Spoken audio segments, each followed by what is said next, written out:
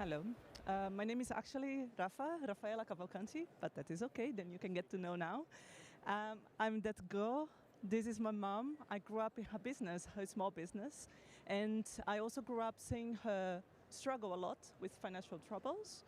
And I grew up seeing her getting loans from loan sharks in order to help into their financial trouble.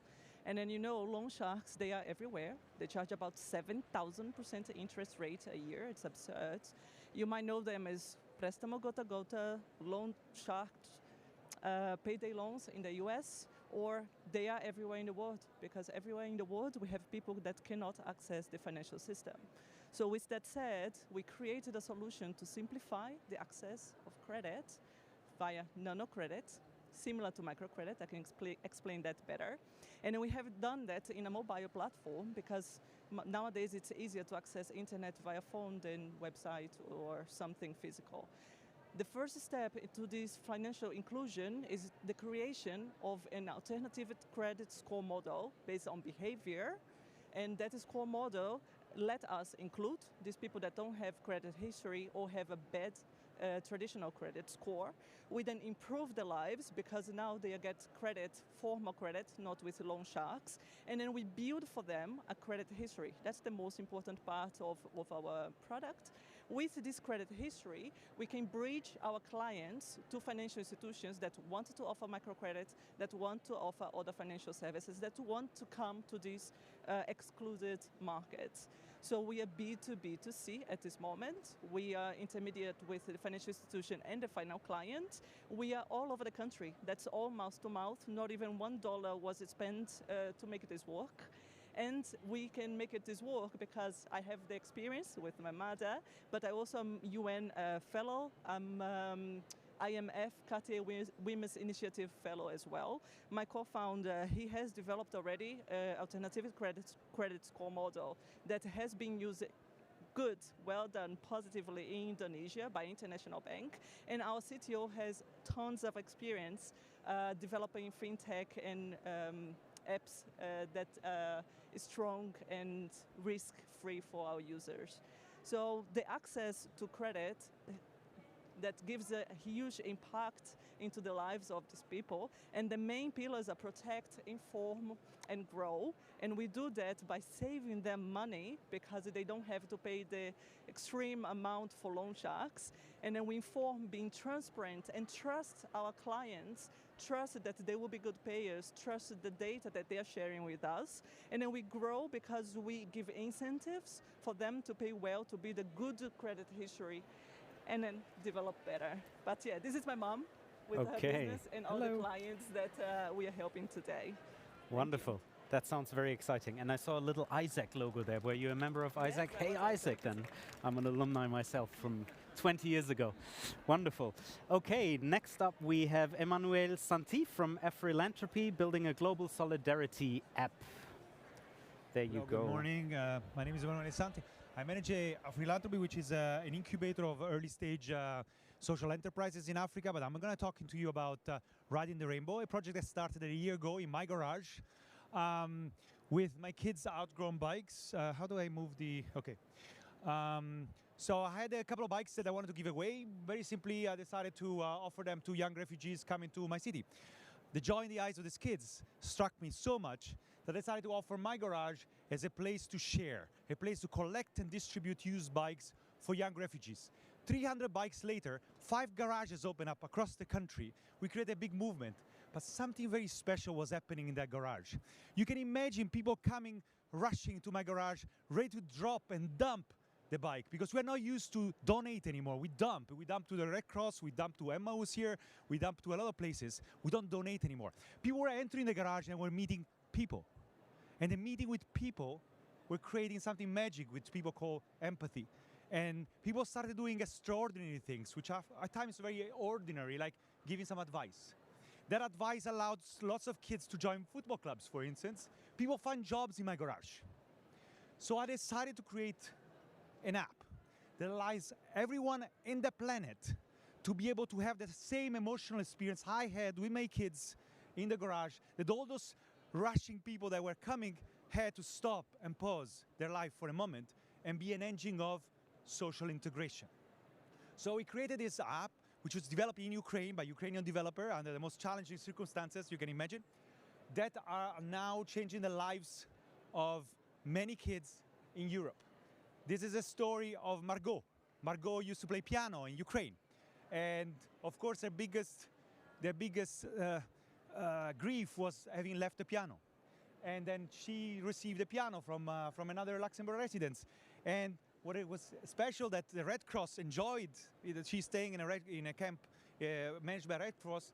The Red Cross then decided to host music rooms and use the app to secure music rooms across all refugee camps. This is a story of Sasha. Sasha used to play for a very reputable football club in Ukraine. And what he misses the most was his football shoes. And my son, incidentally, had the same football. I mean, he didn't use, he has an old shoes that fit him. You can imagine the joy I had, my son had, in seeing those shoes live again and get a new life, and this kid joining my son's football club. What a fantastic joy. So the app is now operational in over 10 countries. There's 12 countries, over 500. The numbers are growing by the day.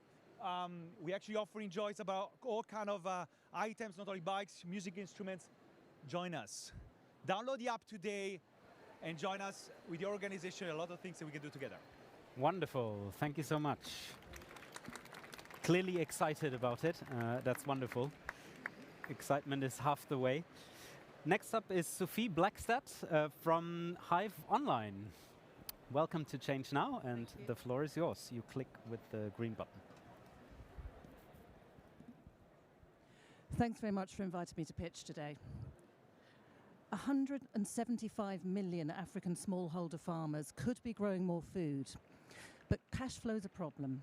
Without digital history, they can't get credit for seeds and fertilizer or access efficient markets.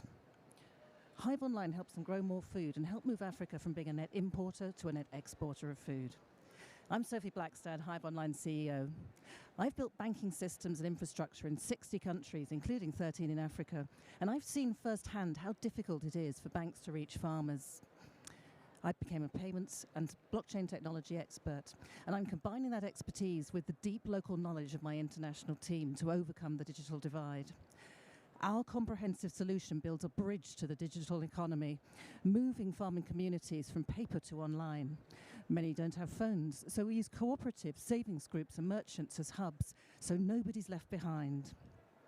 Our digital history gives lenders new customer opportunities. Buyers get guaranteed supplies, and with guaranteed sales and access to credit, farmers' output and income grows. Many don't have connectivity, so it works offline and uses very low data, but it's built on a robust blockchain fund manager, so records can't be altered. This is the foundation for the distributed economy, so farming communities can become sustainable and financially secure. It's a huge market opportunity, and as farmers' incomes grow, we can provision more services like insurance and asset finance. We've been listening to our farmers and learned from them, and that's been rewarded. While most of our revenue has come from project finance to date, our full business model is predicated on data sales to lenders, buyers and others, keeping costs to farmers low. While we continue working with NGOs, our scalable revenue lines will become our primary drivers. We're growing fast in Mozambique with commercial contracts with buyers and lenders. We're in the central bank sandbox towards licensing our mobile money and financial products. In Kenya, we've got a foundation of 2,500 members so far, and we're rapidly growing. Alongside our commercial partnerships, we've become the trusted solution for local and global NGOs. We've been invited into several competitive accelerator programs and recognized through prizes, including MIT Sol's Digital Inclusion. Rising demand means we need to scale. So we're raising €3 million to grow our sales and development teams and to license our mobile money. We hope you'll join us and these women in building the sustainable agricultural economy for tomorrow. Thank you very much, and please come and visit our stall. Thank you so much. You would have had 2 seconds more, but perfect on timing. Thank you. Thank you, Sophie. Okay, last up in this round is Anne Jennifer from Ohmboa. Exactly. There you go. Yes, here's the microphone. And the green button gets you ahead.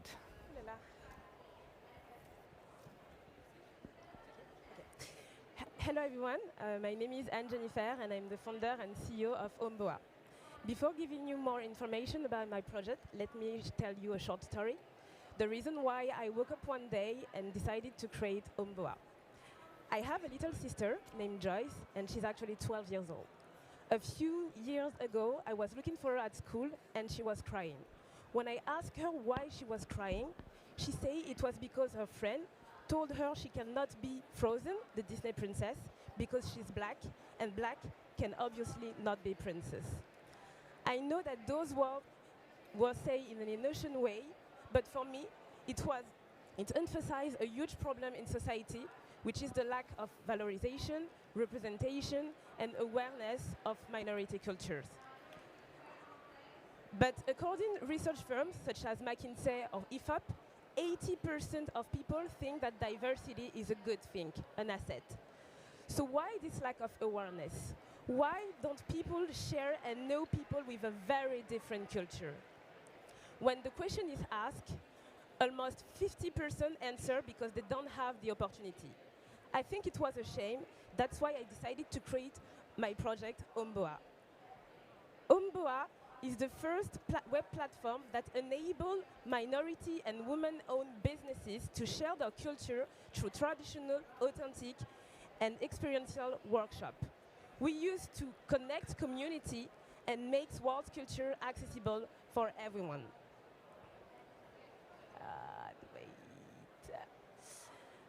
The society have a little bit more than 1 year, but we have generated a 15,000 revenue. We have built a community from 5,000 followers on social media, work with prestigious companies such as Google or Doctolib, and help more than 30 minority and women-owned businesses to earn money, change the narrative, and tell their story. If I'm here today, it's because we have a really small company and we need funds, obviously, but we also need skills, expertise, support to help us to grow the company. So if you recognize yourself in this profile, feel free to contact me. Thank you. Wonderful. Thank you so much. Very well done. Thank you. And you can actually stay with me on stage because I'm going to ask the people that just pitched back on here for another quick round of Q&A. And it's better to be a bit more towards me so we don't block the camera.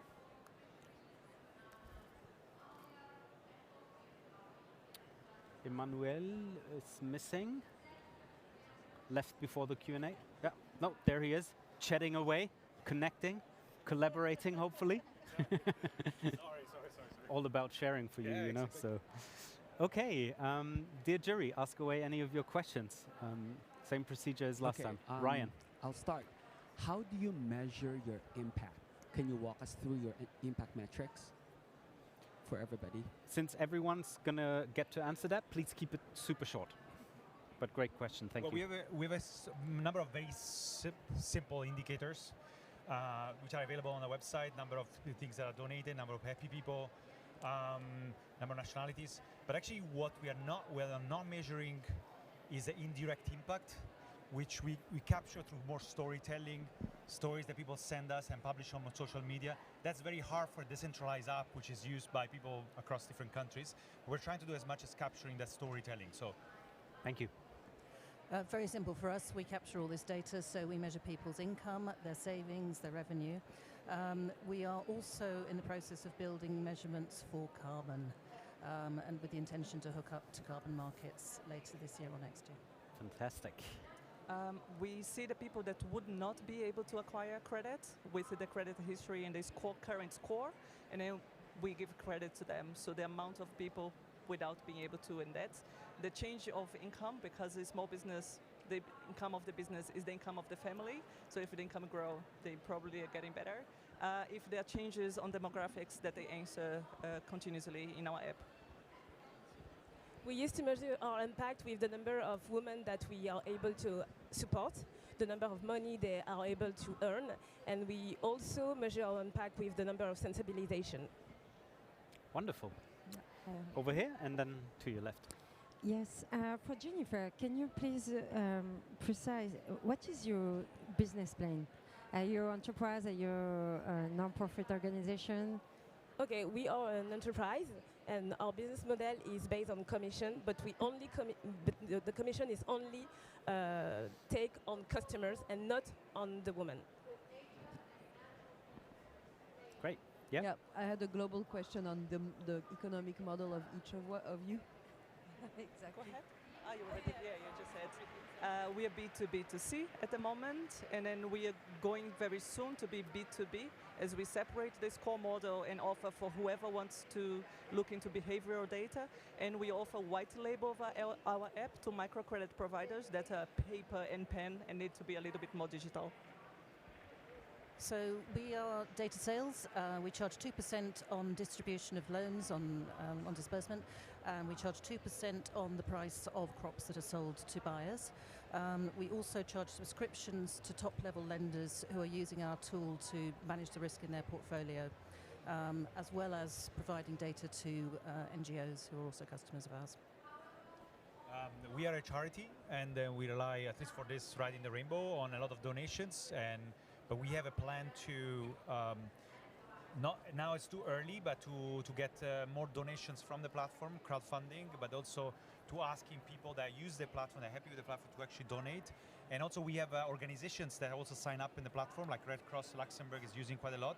So they are sending free notification now to refugees for things that they're doing, for services they're offering, also to volunteers.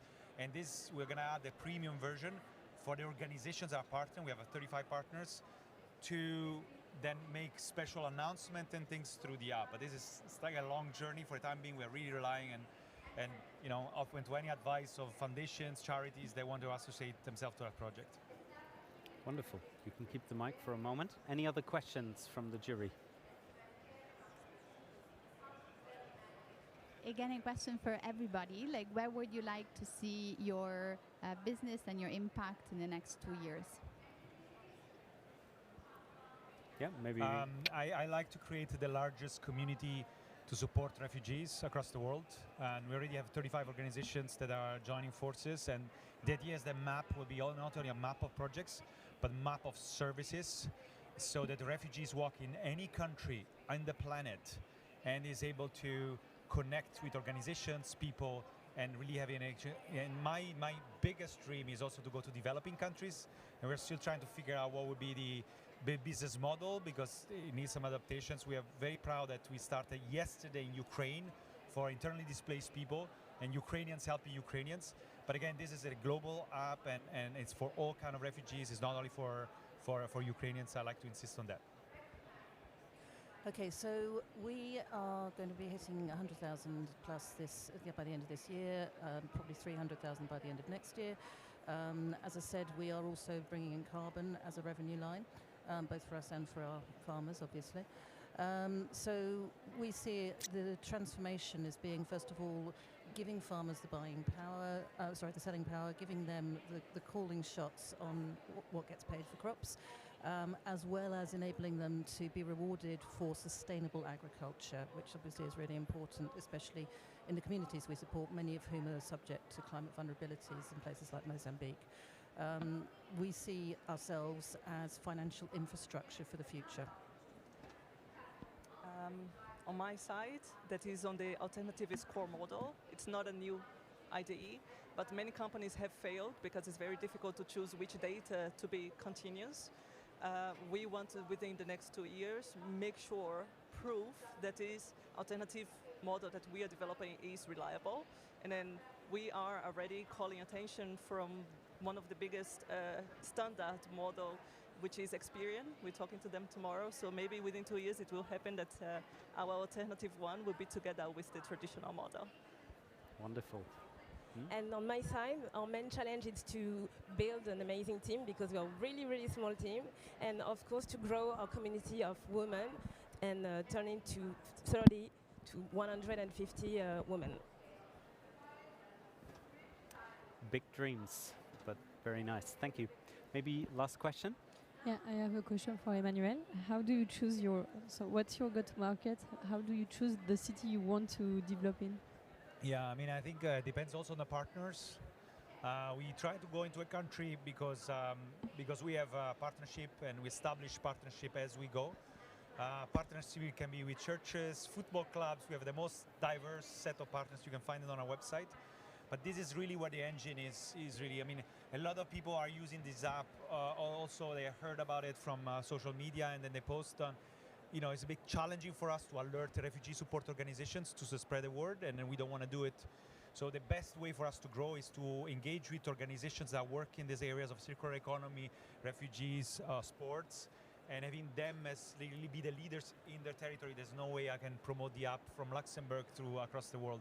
So we're happy to have this big network, but it's growing, and hopefully many of you around this table will connect with us and join us as partners. Wonderful bridge to what I was going to say. Big round of applause for the amazing education and inclusion change makers. Thank you so much.